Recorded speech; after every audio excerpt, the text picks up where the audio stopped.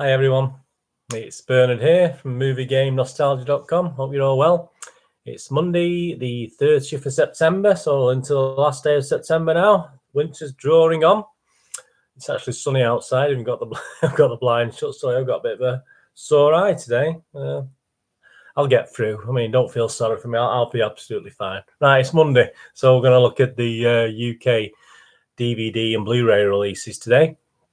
We've got 1, 2, 3, 4, 5 movies and one ITV Sky collaboration little mini series that's available to buy now as well. So obviously 5 movies and one of those to look at. So let's kick off with the first one we're going to look at today. And it's a film called Booksmart. 2019 film. They all are, obviously, unless they've been held back for some reason. Usually they're not very good, unfortunately. Anyway, this is Booksmart, all one word, 15 rating, 1 hour and 42 minutes, a comedy. On the eve of their high school graduation, 2 academic superstars and best friends realise they should have worked less and played more. Determined not to fall short of their peers, the girls try to cram 4 years of fun into one night. Well, we've all been there, haven't we? Perhaps. Stars Kaitlyn, Diva, Beanie Feldstein and Jessica Williams, and directed by Olivia Wilde. Yeah, I mean, I have actually watched this thing. I mean, it does have a feel of we've been there before, doesn't it? That sort of title, another high school graduation US sort of thing. It's getting good reviews, 7.3 on Internet Movie Database. And the Metacritics, here we go. This is a good one for us. The Metacritics like it as well, so all the critics seem to like it. It's got an 8.4 out of 10 score on Metacritic, so higher than Joe Public, higher than the 7.3 user thing there. Obviously, it goes from the rap Yolanda Makada from the rap. Booksmart is by far one of the most perfect coming-of-age comedies I have ever seen. Well, big build up there. IndieWire, the best comedy of its kind since Superbad. Good film. While slick, unpredictable romp can sometimes feel like several movies at once, this writer's candy-coloured celebration of sisterhood is so dense with anarchic developments, it often threatens to collapse into itself, but avoids lingering on any gag long enough to let that happen.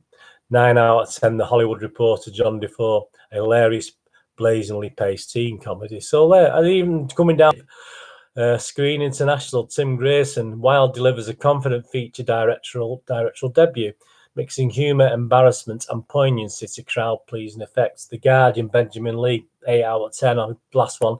Her film reaches the audience's friendly highs of a studio comedy whilst retaining an indie sensibility, both in its visuals and its tone, and coupled with the script's rooted awareness of the moment we're now in, it feels fresh. A film that will be rewatched and quoted, held on a pedestal by those who understand its necessity. Well, the critics love it. I mean, I don't think there's any doubt there with the critics. The users, 7.3 out of 10. We've got nearly 40,000 user reviews there to have a go at. Let's have a quick look at a couple of those. I'm not going to read all 40,000 out today.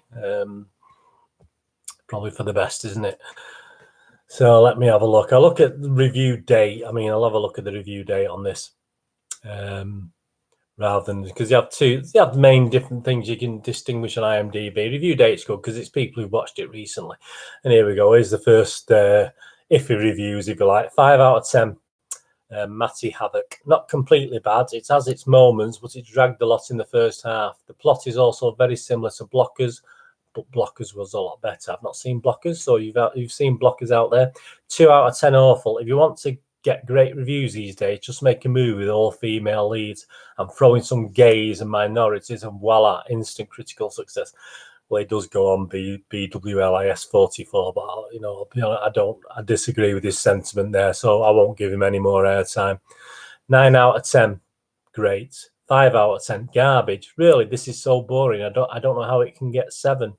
5 out of 10, like I said, I don't get it. I generally don't understand the high rated reviews.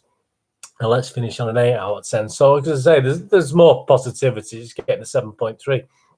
Booksmart is a movie built for this era, and one can't help think of Superbad, of course. They switch things up. Two girl best friends are the leads. Coincidentally, Jonah Hill's sister, Beanie Feldstein, is one of them. And there is a 2019 high school atmosphere to the film. Gay straight students hang together in a normal manner with barely any acknowledgement of their sexual orientation. Yeah, I mean, I did a bigger review. I do some mini reviews on this. I did a bigger review on this. My review on the vlog on the blog on my movie game nostalgia site. I just state this really, my feelings on it.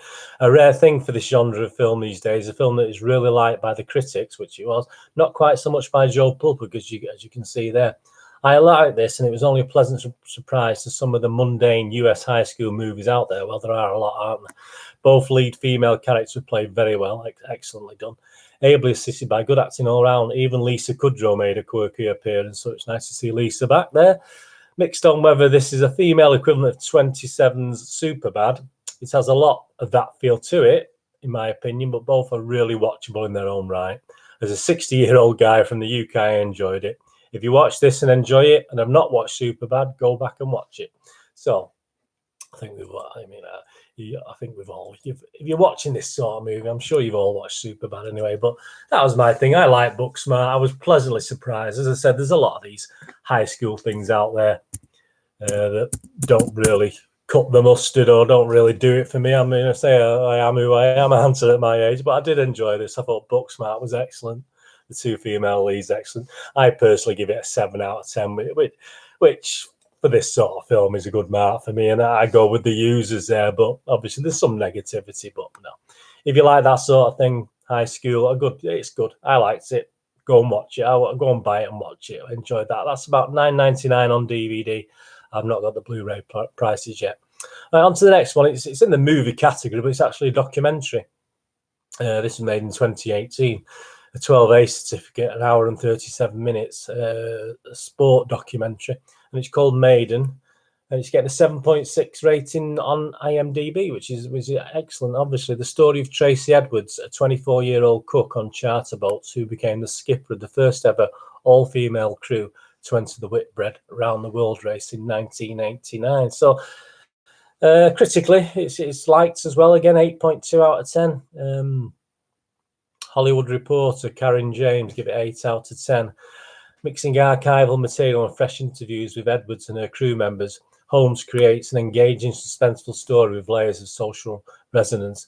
Maiden is gripping and effective, even if maybe especially if you have absolutely no interest in sailing. I mean, I've no real interest in sailing. I like the sea. You know, I like to make sure I've got a big life jacket on if I ever get on a boat. You know, I'm not the greatest swimmer. I just like to feel safe. But yeah, I like documentaries about many subjects, even if I don't have a great interest in them. Empire magazine, David Parkinson, he gave it 8 out of 10 as well. Instructive, insightful, inspiring. Maiden is a rousing, riveting record of remarkable accomplishment that says as much about British bloody mindedness as it does about feminist fortitude and pluck. There are negativities. Slant magazine, Wes Green only give it 5 out of 10. Director Alex Holmes ultimately takes a frustratingly simplistic approach to his thematically rich material. The Guardian only give it 6 out of 10, which isn't bad, I suppose. At all events, it pays due homage to Edwards as a courageous pioneer. So that's the Metacritic. It's $9.99 DVD, $12.99 Blu-ray. I'll have a quick look at a couple of user reviews.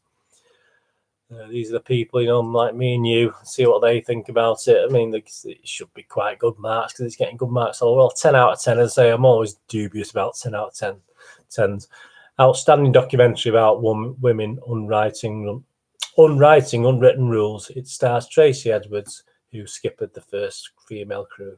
It seems Neanderthal now, but 30 years ago, it was a true restriction to being a female in that sort of world. Yeah, I mean, there we go. 8 out of 10, wonderful documentary, inspiring on so many levels.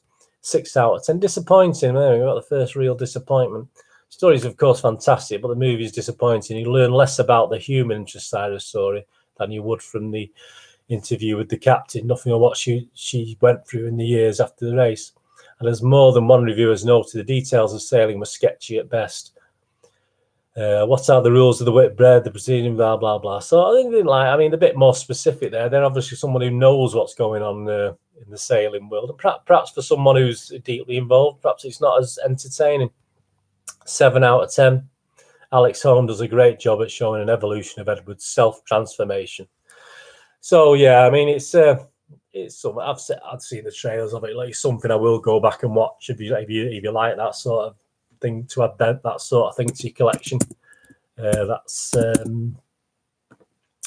Maiden out to buy on DVD and Blu-ray, $9.99, $12.99. Right, and now we move on to a movie with one of our old favourites, Nicolas Cage. He seems to bang these things out, doesn't he? Now, you do tend to find some of these straight to DVD. I don't think they're actually getting movie releases these days. And this is the latest one we've seen from Nicolas Cage. They do come out quite often. It's called A Score to Settle. It's a 15 rating, 1 hour and 43 minutes, action drama thriller. A 4.5 out of 10 rating on Internet Movie Database. So we could be in for problems here, obviously. The story: an ex-enforcer for a local crime syndicate has vowed to enact retribution. So it's another vengeance thing. Retribution on his mob bosses after 22 years of wrongful imprisonment. The only thing diverting his violent plans is a newfound relationship to his beloved son. Director Sean Q stars Nicolas Cage, Benjamin Bratt, Noel LaGrosse. So yeah, I mean, it's not inspiring, is it? 4.5 user reviews. Could we get less? Well, we could get less. Yeah, the critics only give it 3.7 out of 10. The highest rating coming from Los Angeles Times, Noel Murray, with 5 out of 10. Without Cage, there'd be almost no reason to see the by the numbers revenge thriller. I mean, I have seen this. Yeah, I can't disagree. A Score to Settle with him. The movie isn't just watchable; it's occasionally riveting. So, you know, the 5 out of 10. So, I mean, I don't get where the riveting bit comes in if you're going to give it 5 out of 10. The New York Times, the lowest mark, 3 out of 10, Jeanette Katsoulis. Not even John Newman's distressingly awful dialogue can slow Cage's role to a histrionic finish. So, yeah, 3.7 out of 10 from the critics. Only 4.5 from the users. I'll give you a couple of user ones before I just sum up my little view on this latest Nicolas Cage offering. 4 out of 10 from Tiski 56586. Nicolas Cage is still a great actor. Just got to find the right movie to act in. Absolutely. Does he need to do all these, churn them out? I don't know. Perhaps he does. Perhaps he needs the money. I don't know. 6 out of 10. Nicolas Cage paycheck special with a surprisingly better quality ending. So they enjoyed it. Yeah, the ending was okay. But some people probably won't get that far. See, a lot of the users do like it. 7 out of 10.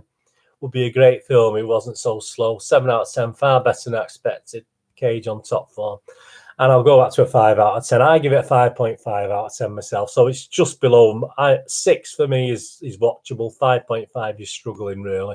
I got through it, but it wasn't easy. It wasn't an easy watch. 5 out of 10. This is from Callum Faulkner. Film tries to be deep and clever with a plot twist that anyone with eyes can see coming from a mile away. Cliches, of course, abound, so expect to see all the generic quotes and tropes you've heard before. The only twist being in that this film blurs the genres of films it steals its quotes from. All of this said, it isn't a terrible film. No, it's okay, just about. Well, that's what I mean. I don't think it was watchable. I think it's just underneath watchable. But if you like Nicolas Cage, it probably is watchable.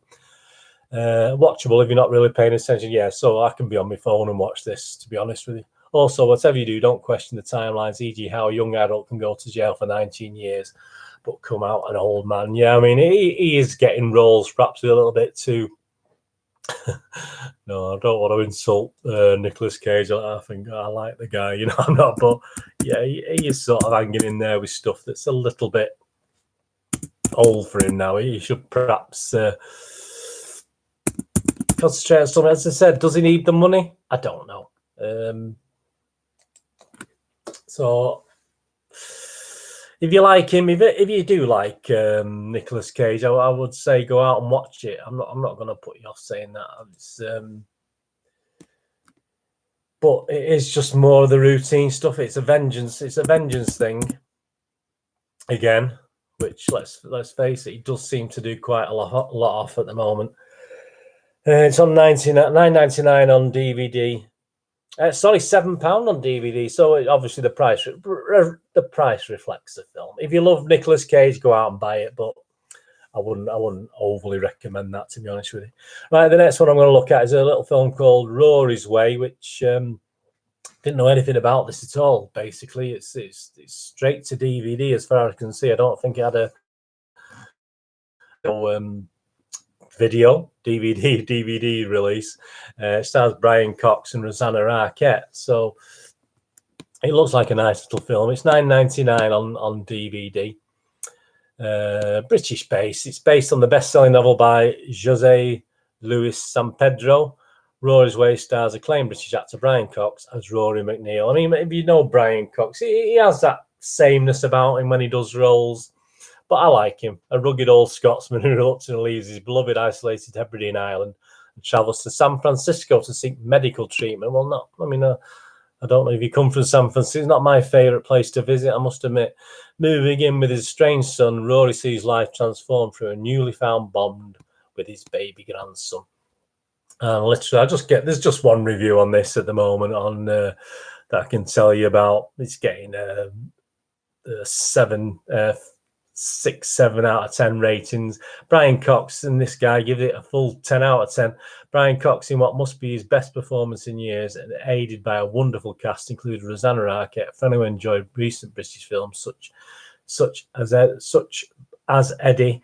This one doesn't disappoint. So yeah, I mean, I will, as I say, I'm going to get back and watch that. I'll do a full review on my vlogs on Movie Game Nostalgia on that one, because I've looked at the trailers. It does look like a typical British traveling over to America, obviously, feel to it. And it's always nice to see Rosanna Arquette, isn't it? It's always nice to see her back in the movies. So yeah, Rory's Way, £9.99 DVD. I wouldn't put you off that. There's nowhere.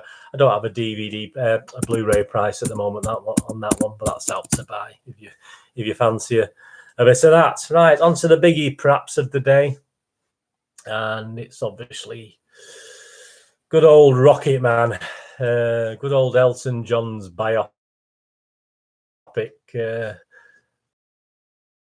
Acted well. Again, a film I have seen. Absolutely enjoyed this film. Let's have a look at what we're all saying about this. 2 hours 1 minute, not too long. That was quite a nice time-wise. Biography, drama, musical. IMDb rating 7.4 out of 10. A musical fantasy about the fantastical human story of Elton John's breakthrough years. Directed by Dexter Fletcher, and stars Taron Egerton, wonderful, Jamie Bell, excellent, and Richard Madden.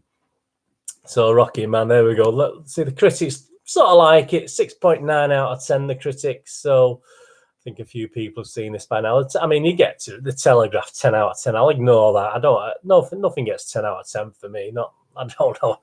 There may be the odd thing, but they're given out far too easily. Time Out magazine, Phil Dissemblin. If there's one thing Rocketman does have in common with Bohemian Rhapsody, it's a commanding central performance. Yeah, I agree with that. Empire magazine, a sequin-encrusted delight. On paper, it reads like a by-the-book biopic. On screen, it explodes with the kind of colour and energy that only Elton John himself could invoke. Yeah, I totally agree. The lowest mark is only 6 out of 10 from Variety, Peter de Bruges. While Lee's script steers Elton's life and Billy Elliot-like tropes of his daddy issues to the equally trite, walk the line-esque cautionary tale of what happens when fame causes talented musicians, not magicians, to forget who they once were. Fletcher at least has Elton's music to fall back on. Yes, I mean, The Guardian give it 6 out of 10 as well. Rocketman is an honest, heartfelt tribute to Elton John's music and his public image, but the man itself eluded it. There you go. So that's them. And I'll just have a look at a couple of the user reviews on this. I give it 8 out of 10. I thought it was brilliant. The users are giving it 7.4 out of 10. So they're near what I'm giving it. I like musicals. I do like Elton John's music. I'm not so much into the guy himself. From what I've seen, little I've seen of him. I know I'm not a personal friend, but yeah, I mean, I used to love his music as a kid. I loved Goodbye Yellow Brick Road when I was young, as teenage and stuff like that. It's superb. User reviews, 9 out of 10. Best musical and biopic, introduce Elton John.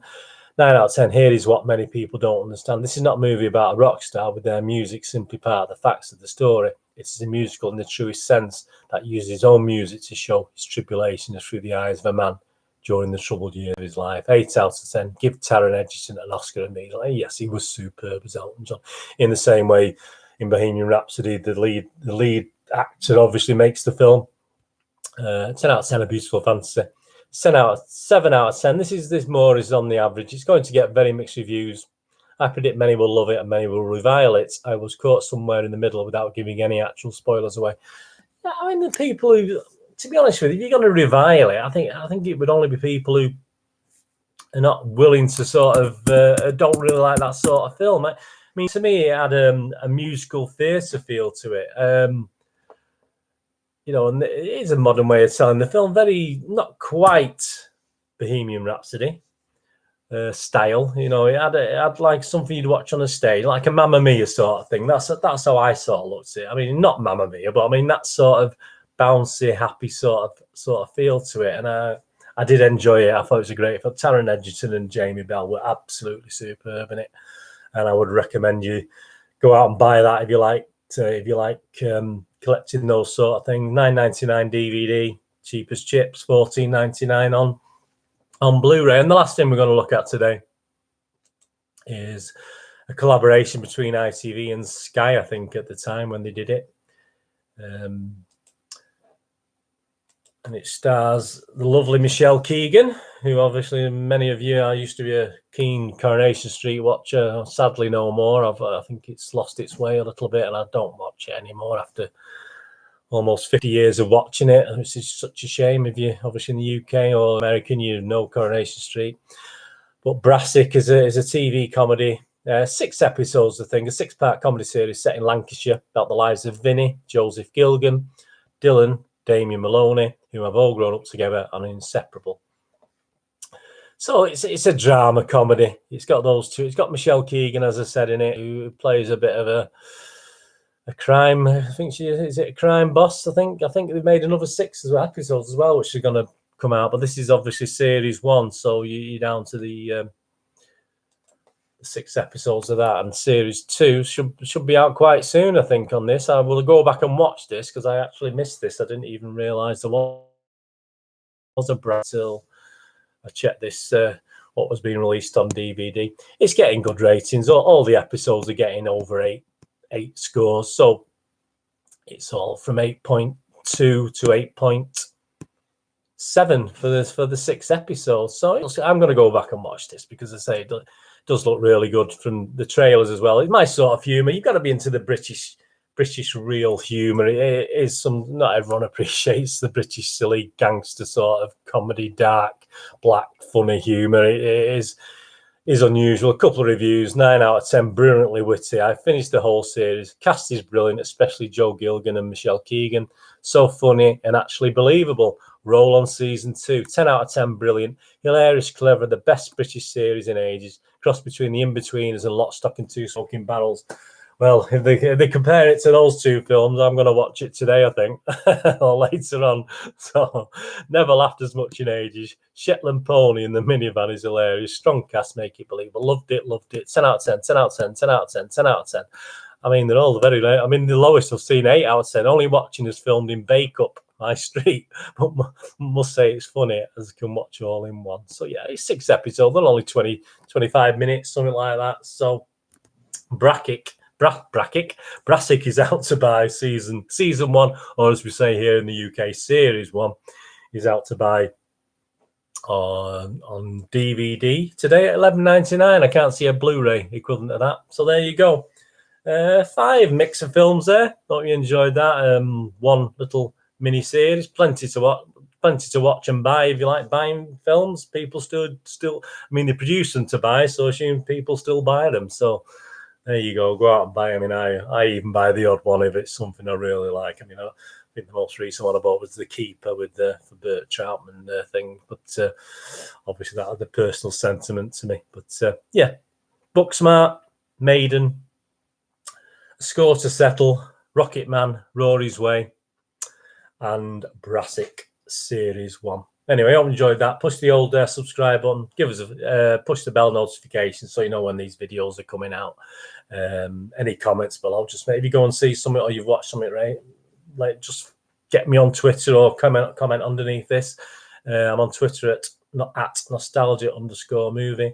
On Facebook at Burns and Email, links to moviegamenostalgia.com, where I do my old board games, the rarer movies and foreign language movies that are classic, you know, some classics on there, and obviously posters. So get on there, have a look around, have a scout around, anything you fancy, and it's not on there or it's out of stock or you've seen on another site, I might be able to do better for you. I might be able to get it a bit cheaper if you're all pointing in the right direction. So get on there.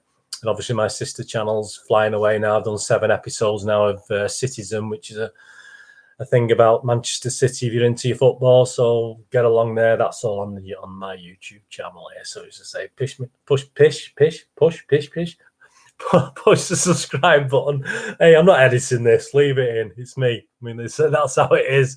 I'll be back tomorrow with a couple of board game reviews, just a couple of smaller board games that are quite simple to talk through and play, and have been around for a while, but they're nice. People perhaps have missed them, and they're there you can pick them up. So I'll be doing my board game review tomorrow. Obviously Wednesday we've got the cinema thing, and I did the special. If you can go back and watch the special of Dylan the Joker, I think the video was a bit patchy on that. I think my system was playing up a little bit, but it is sort of watchable. I very nearly took the thing off because at times it gets a bit stuttery and things. But I'm sorry about that. My apologies. But obviously the equipment I've got at the moment isn't top notch, obviously, as you can probably appreciate from watching these. So anyway, I did a special on the Joker, which is out obviously at the cinema this week.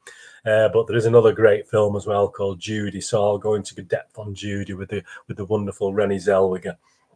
That's out. There may be another couple of bits and pieces on limited release, and I'll go over the Joker again in a shorter version. But if you want to have a look at the Joker, please bear with me and have a look at the special I did on the film, and obviously the furore around it, the trouble it's had, obviously, with people walking out of interviews, etc. Anyway, I'll be back tomorrow. Whatever you're going to do with the rest of your Monday, have a great one, and I'll see you all tomorrow, bright and breezy of October 2019. Anyway, all the best, and I'll see you all again very soon. Thanks for watching. Bye.